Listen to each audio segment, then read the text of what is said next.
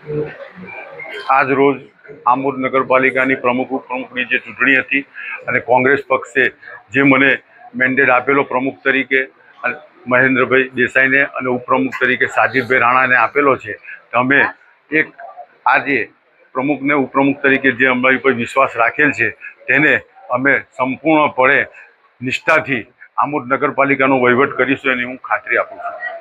સૌથી મોટા કયા કામની તમે તો અમે ચાર્જ લઈશું। ચાર્જ લીધા પછી બધી જે અમે અગાઉ હું પોતે સદસ્ય તરીકે હતો જ ને અમે લેખિત આપેલું જ છે, એની અંદર જે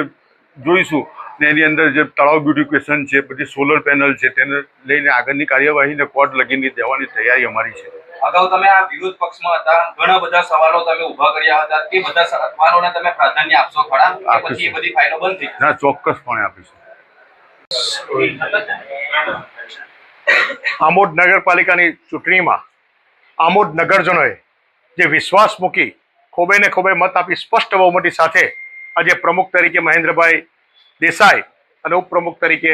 સાજીદભાઈ રાણા તથા કારોબારી અધ્યક્ષ તરીકે ઉમેશભાઈની જે પસંદગી કરી છે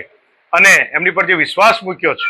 આમોદ નગરજનોનો આ તબક્કે હું ખૂબ ખૂબ આભાર માનું છું કે જેમને દેશના બંધારણને બચાવવા માટે, આ દેશની એકતા અને અખંડિતતાનો મેસેજ આપવા માટે આમોદ નગરજનોએ જે કોંગ્રેસ પર વિશ્વાસ મૂકેલો છે એ મારા પ્રમુખ શ્રી ઉપપ્રમુખ અને કારોબારી અધ્યક્ષ તમામ ચૂંટાયેલા સભ્યો, આ નગરના અમારા કોંગ્રેસનો પરિવાર તમામ એમને એક એક વિશ્વાસ મૂકેલો છે। એમની જે ઈચ્છાઓ છે, અધૂરા કાર્યો છે એ તમામ પૂર્ણ કરશે અને વિશ્વાસમાં ખરા ઉતરશે એવો મને વિશ્વાસ છે।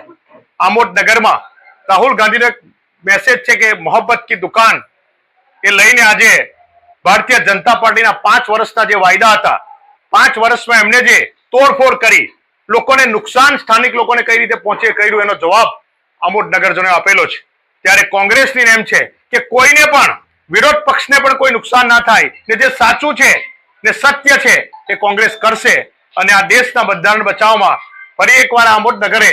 જે મેસેજ આપેલો છે એ તમામ નગરજનોનો આ તબક્કે હું ખૂબ ખૂબ આભાર માનું છું અને આજના દિવસે આમોદની નગરની તમામ મારી કોંગ્રેસની ટીમને ખૂબ ખૂબ અભિનંદન પાઠવું છું। સાથે સાથે ચૂંટાયેલા પ્રમુખ ઉપપ્રમુખ અને કારોબારી અધ્યક્ષને દિલથી અભિનંદન પાઠવું છું। આજના દિવસે આમોદ શહેર કોંગ્રેસ પ્રમુખ ગેરહાજર છે, તેની પાછળનું કારણ? આમોદ શહેર કોંગ્રેસ સમિતિના પ્રમુખ ચૂંટાયેલા પ્રતિનિધિ બી છે, અમારી સ્પષ્ટ બહુમતી છે। ચૂંટણી પહેલા એમનું બુકિંગ હતું, ત્યાર પછી ચૂંટણી તારીખ નીકળી હતી, અગાઉ એમનું લખ્યું હતું, ધાર્મિક યાત્રા પર ગયેલા છે।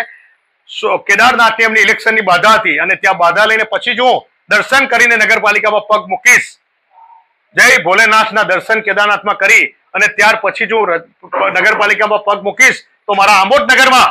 જે મનુષ્ય ફેલાવેલું છે કોમી એકતા સાથે ફરી એકવાર આમોદ નગરને સુંદરમય બનાવવા માટેની નેમ સાથે એવો આશીર્વાદ લેવા ભોલેનાથના ગયા છે, ત્યાર પછી જ અહીં આવશે એવી અમને બધાને બી માહિતી છે અને અમે બધાએ રજા આપેલી છે ને એવો ગયેલા છે।